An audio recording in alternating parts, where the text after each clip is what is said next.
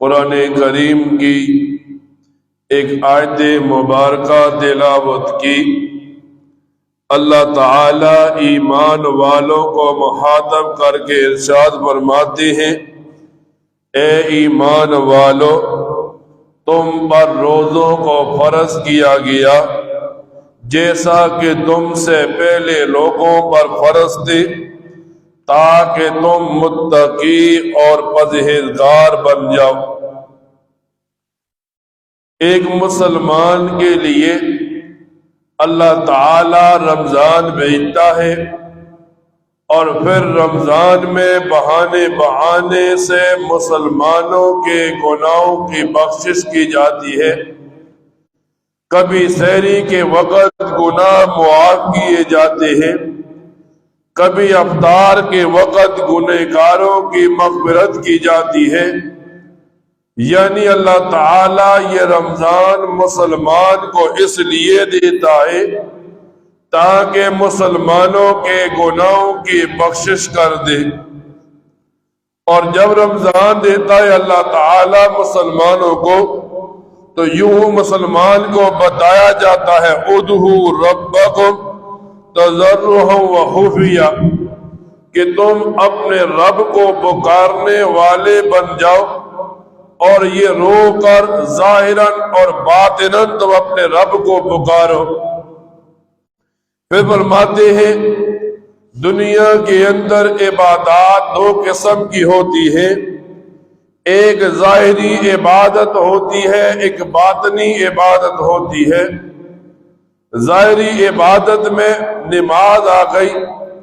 اب ایک مسلمان نماز پڑھ رہا تھا، نماز پڑھتے ہوئے ساتھ کسی دوسرے کا احساس ہوا، نماز لمبی کر دی، دماغ میں یہ بات آ گئی دیکھنے والے مجھے کہیں کہ یہ لمبی نمازیں پڑھتا ہے، نیک آدمی ہے۔ اسے ظاہری عبادت کہتے ہیں جس میں ریاکاری بھی شامل ہونے کا خدشہ ہوتا ہے۔ ایک آدمی قرآن کریم کوئی تلاوت کرتا ہے، ذہن میں یہ بات آتی ہے ارد گرد والے مجھے دیکھ کر نیک سمجھیں گے، تو ذہن میں شیطان یہ بات ڈال کر ریاکاری کا عمل لا کر اعمال کو ضائع کروانے کی کوشش کرتا ہے۔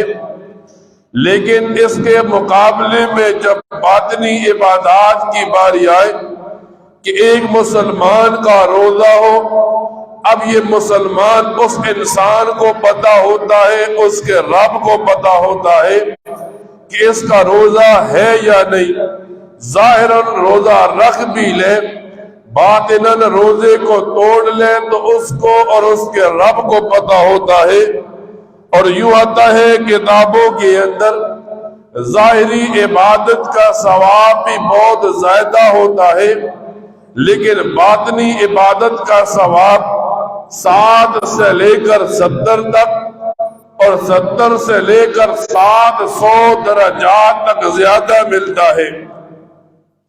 فرماتے ہیں جب یہ رمضان کا مہینہ آتا ہے تو ایک مسلمان کو بتایا جاتا ہے شیطان انسان کی رگوں میں خون کی طرح دوڑتا ہے، لیکن جب ایک بندہ روزہ رکھ لیتا ہے تو یہ روزہ شیطان پر قہر بن جاتا ہے، اور روزہ دار واحد آدمی ہوتا ہے جس پر شیطان کا بس نہیں چلتا۔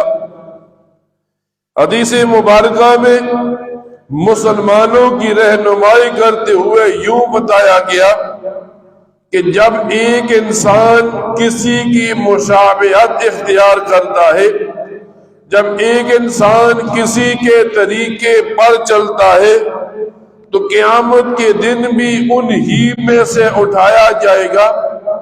اب ایک آدمی روزہ رکھتا ہے، دن بھر بھوکا رہتا ہے، اور کھانا پینا چھوڑنا یہ فرشتوں کی صفت ہے۔